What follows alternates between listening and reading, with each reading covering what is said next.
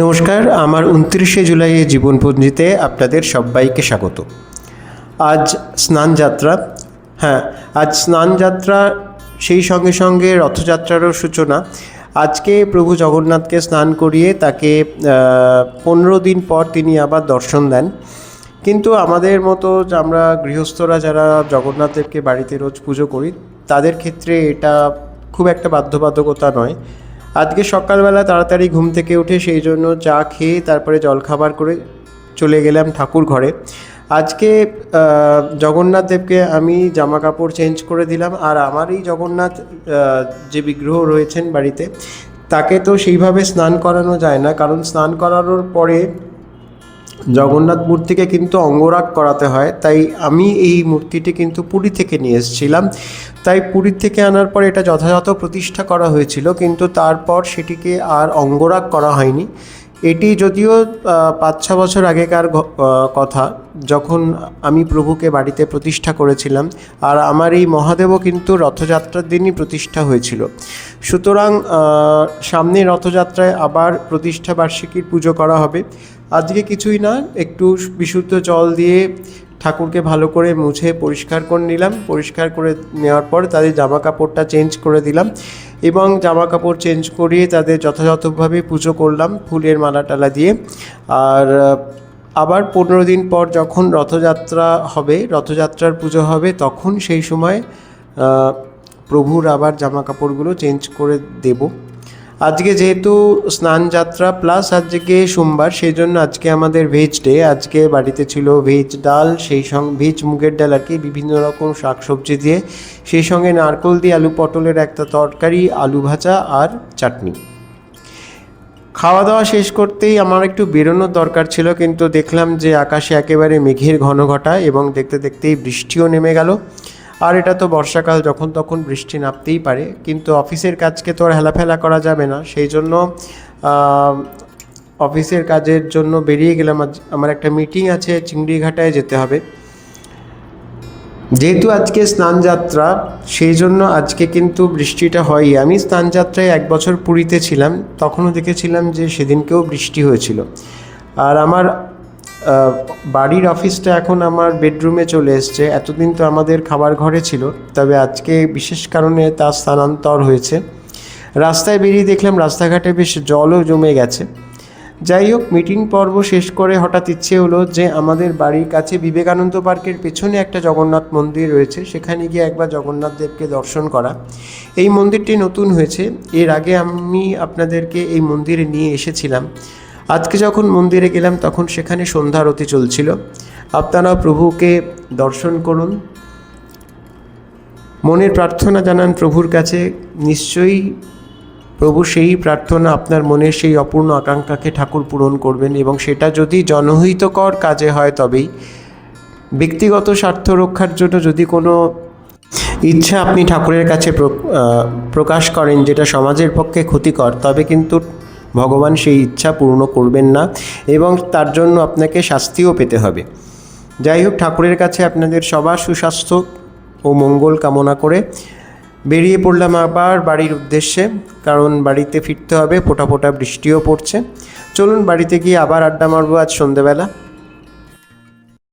আমরা ছোটোবেলায় একটা প্রবাদ পড়েছিলাম, বা একটা ভাব সম্প্রসারণ পরীক্ষাতে আসতো, কালি কলম মন লেখে 3 জন। তো এই জিনিসটা এটাই বোঝাতে ব্যবহৃত হতো যে কোনো একটা জিনিসের পেছনে, কোনো একটা সৃষ্টির পেছনে 3টে জিনিসের অবদান খুবই দরকার। সেটা হচ্ছে যা দিয়ে সেই জিনিসটা তৈরি হবে সেটা, যে মানসিকতা সেই জিনিসটাকে তৈরি করতে সাহায্য করবে সেটা, এবং সর্বোপরি তার সৃষ্টির রহস্য, অর্থাৎ যিনি সৃষ্টি করবেন জিনিসটাকে, তার একটা তার দক্ষতা।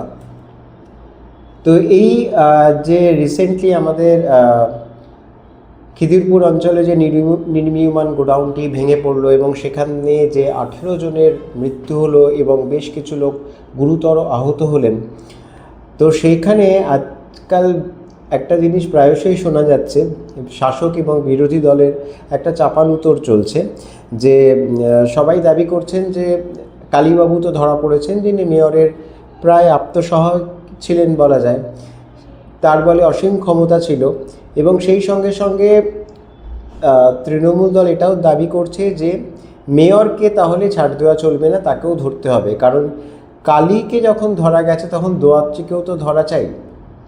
তো এক ধাপ এগিয়ে গিয়ে আবার আমাদের মুখ্যমন্ত্রী বিধানসভায় দাঁড়িয়ে বলেছেন যে কালীকে ধরা গেছে, কালীকে ধরতে গেলে তার পেনটিকে তো ধরতেই হবে, অর্থাৎ কলম।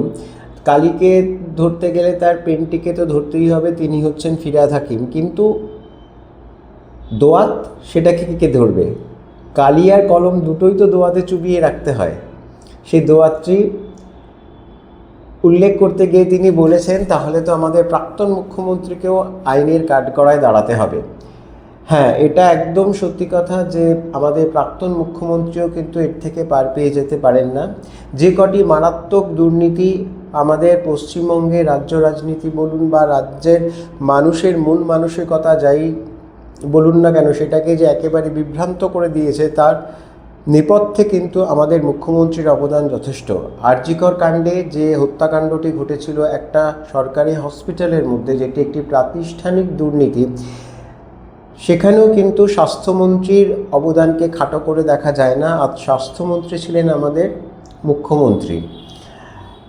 সেই হত্যাকাণ্ডে যে তথ্য প্রমাণ লোপাটের কথা বলা হয়েছিল, সেই তথ্য প্রমাণ লোপাটের ক্ষেত্রে কিন্তু পুলিশ একটি উল্লেখযোগ্য ভূমিকা নিয়েছিল, এবং সেই পুলিশ মন্ত্রীও ছিলেন আমাদের মুখ্যমন্ত্রী।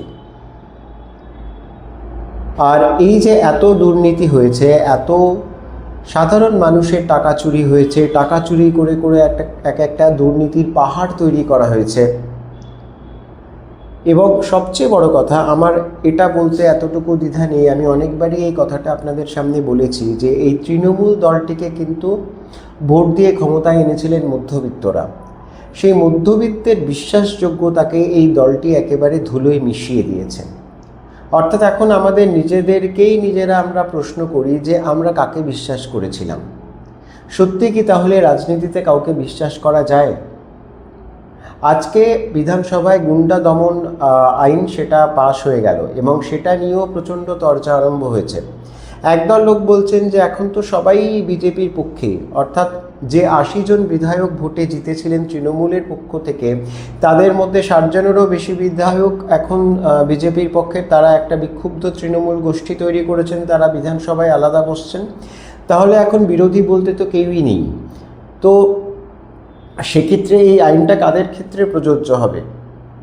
এখন একটা জিনিস আমাদেরকে মাথায় রাখতে হবে, যে আমাদের সমাজ থেকে কি এই 15 বছরে যে একটা গুন্ডা সংস্কৃতি আমাদের সমাজে প্রচলিত ছিল, বা যে গুন্ডা সংস্কৃতির একটা প্রবহমানতা ছিল, সেই প্রবাহকে কিন্তু চট করে বন্ধ করে ফেলা যাবে না, বা যায়ও না।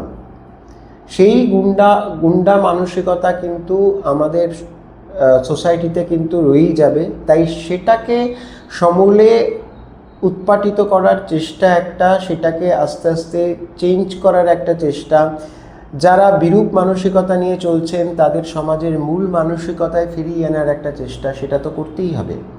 এবং আমার মনে হয় যে এই সব কথা ভেবেই আমাদের সরকার এই আইনটিকে পাশ করিয়েছেন, এবং এই আইনটি যাতে যথাযথ একটা প্রয়োগ হয়, এই আইনটি যাতে সত্যি সত্যি সাধারণ মানুষের একটা বেঁচে থাকার আশ্রয় হতে পারে, সাধারণ মানুষের একটা লাঞ্ছনা গঞ্জনার হাত থেকে মুক্তি পাওয়ার একটা আশ্রয় হতে পারে, একটা হাতিয়ার হতে পারে, সরকারকে কিন্তু সেটাই খুব ভালোভাবে দেখতে হবে। এদিকে আবার 21শে জুলাইয়ে কে শহীদ অনুষ্ঠানটি করবেন, শহীদ তর্পণ অনুষ্ঠানটি করবেন, সেটা নিয়ে বিস্তর কপচাকপচি আরম্ভ হয়েছে। তৃণমূল তো দুভাগে ভাগ হয়ে গেছে। এখন একদল বলছে এটা আমরাই আসল তৃণমূল, তারা সরকারের কাছে আবেদন জানিয়ে আবার ভিক্টোরিয়া হাউসের সামনে থেকে জমিরও মাপজোক করেছেন, এবং সেই যে তারা মাপজোক করেছেন তাদের বিরুদ্ধেও একটা এফআইআর দায়ের হয়ে গেছে। তারা বলে গাড়ি থামিয়ে তবে সেই মাপজোকের কাজটি করেছিলেন। কিন্তু আমার প্রশ্ন হচ্ছে যে কিছুদিন আগে যে মহামান্য হাইকোর্টের যে রায় আমরা দেখেছিলাম, যে সরকারি রাস্তা বন্ধ করে কোনো সভা সমিতি করা যাবে না, তার কি হবে? সুতরাং সেই রায়কে যদি সম্মান জানাতে হয় তাহলে তো সভা সমিতি ওই রাস্তায় করাই যাবে না, কারণ শহরের প্রাণকেন্দ্রে ওই রাস্তায় এবং সেইখানে যদি এরকম একটা সভা হয় তাহলে সমস্ত শহরই তো অচল হয়ে যাবে, যেটা আমরা গত 15 বছর ধরে আমরা 21শে জুলাই দেখে আসছি।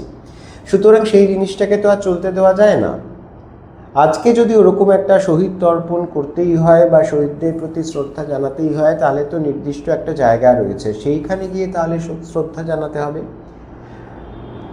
তো যাই হোক, এইসব জিনিসপত্র দেখে আর মন মেজাজ ঠিক করা যায় না, একই আকাশের মুখ ভার হয়ে আছে, আমাদেরও মুখ ভার হচ্ছে এইসব দেখে দেখে। যাই হোক, আজকে ছিল প্রভু জগন্নাথ দেবের স্নানযাত্রা। আমরাও বাড়িতে সংক্ষিপ্তভাবে এই অনুষ্ঠানটি করেছি, যেটা আমার আজকের ভিডিওতেই রয়েছে, বিশেষ কিছু না। যাই হোক, যতটুকু করেছি আপনাদের সামনে তুলে ধরেছি। আপনারা প্রত্যেকে ভালো থাকবেন। আর হ্যাঁ, রথযাত্রা আসছে, রথ দেখা, কলা বেচা, রাজনীতিবিদরা তো এই দুটো করবেনই, সুতরাং তাদের তো এটা থেকে থামানো যাবে না। তাই আমরা আমাদের মতন ভালো থাকি, সবাই ভালো থাকবেন, সুস্থ থাকবেন আর খুব বিশ্বস্তভাবে নিজের যত্ন নেবেন। আজ তাহলে আসি, নমস্কার।